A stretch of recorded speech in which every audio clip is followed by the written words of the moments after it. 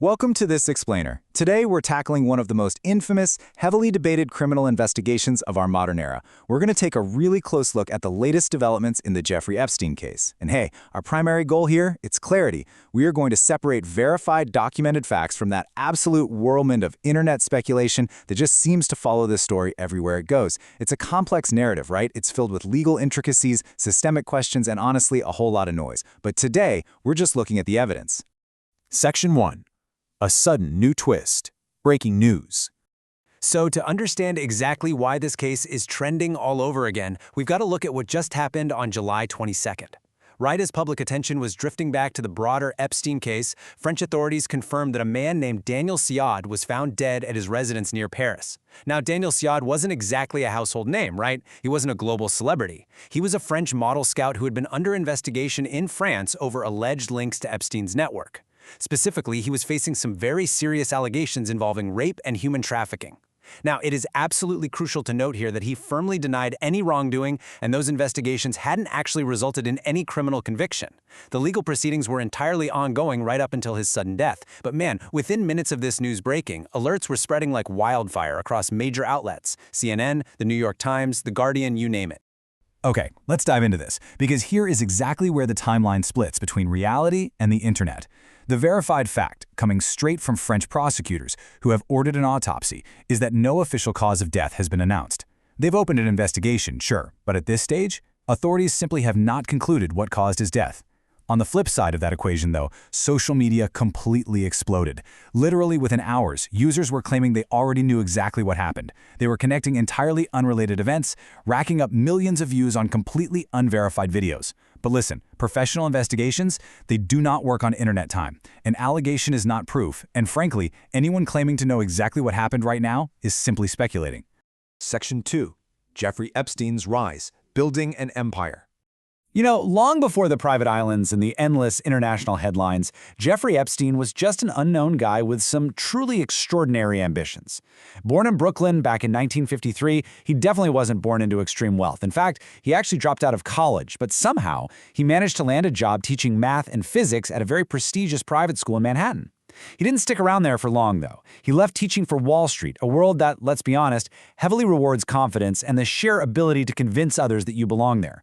Eventually, he set up his own financial consulting business. And while everyone knew he was incredibly wealthy, very, very little was publicly known about exactly how he built that mysterious fortune. Now, what's really interesting about this slide is the distinction it makes about his network. Because as Epstein's mysterious wealth grew, so did his access to some of the most elite circles on Earth. I mean, we're talking about photos of him at social gatherings with politicians, business executives, scientists, even royal figures from all over the world. But we absolutely must draw a crucial distinction here. Just being photographed with someone or attending the same public event does not equate to criminal involvement. High-profile people cross paths all the time without really knowing each other.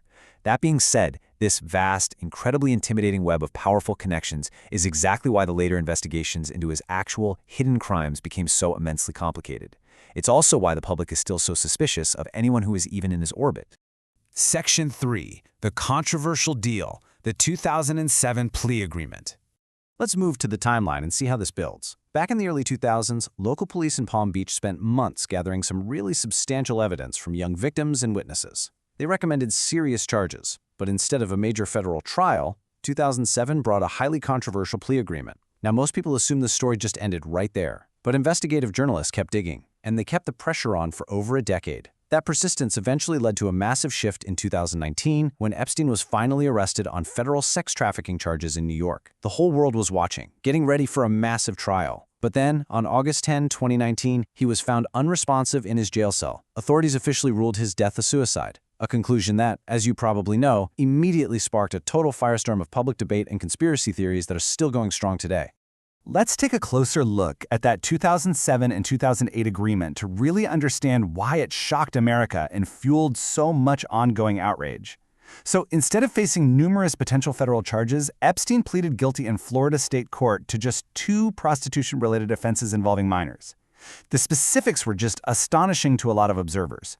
I mean, he served time in a county jail under a work release arrangement, and the deal provided these incredibly broad protections that severely limited any future federal prosecution.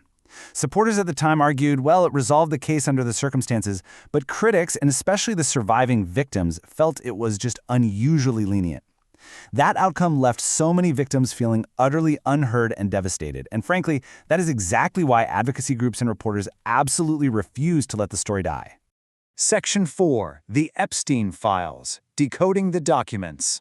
There is this massive public misunderstanding out there about what the Epstein Files actually are. Millions of people seem to think there's this one giant secret government folder or like a single list of criminals just waiting to be cracked open.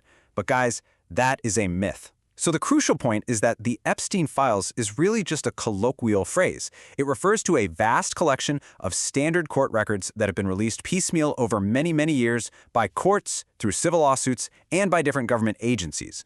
When you actually sit down and look at the documents, they contain a pretty mundane reality.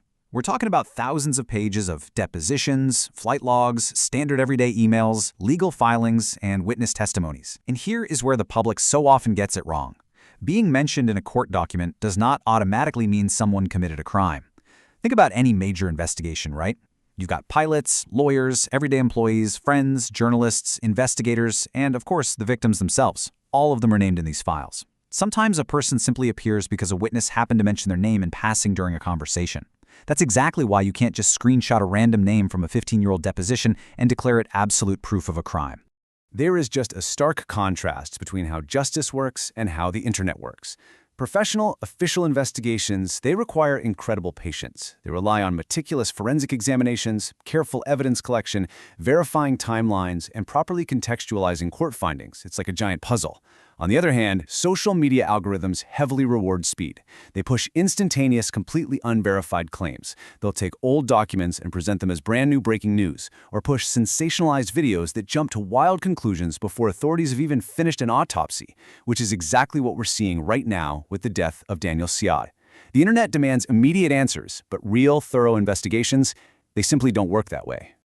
Section 5. The Enduring Legacy. Systematic Accountability. And this brilliantly illustrates why the wider legacy of this case is so profound. The Epstein investigations fundamentally changed investigative journalism. They proved that relentless reporting on public records can actually force institutional accountability, even when the legal system initially falls short. It really highlighted the absolute necessity of listening to victims' voices because, let's face it, it was their persistence that kept this case alive for decades.